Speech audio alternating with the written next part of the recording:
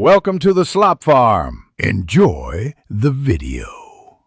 You start by identifying where the ad appears and why.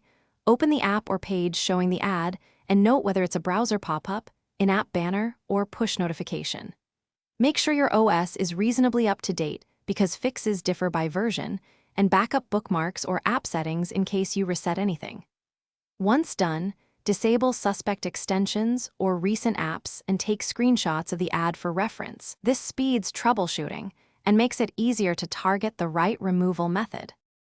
Now remove the ad source by clearing cache and site data in the browser and disabling any unknown extensions or content blockers that might be compromised. On Android or iOS, uninstall recent apps installed around when the ad started and revoke permissions that allow overlays or pop-ups.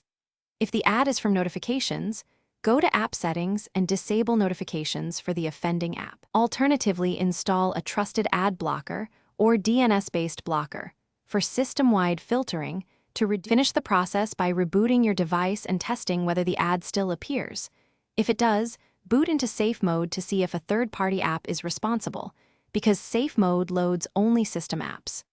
Run a reputable mobile malware scan and, if necessary, reset the browser or the offending app to default settings. Make sure to restore bookmarks or settings from your backup afterwards. If nothing works, a factory reset removes persistent adware. Use it as a last resort and ensure you have secure.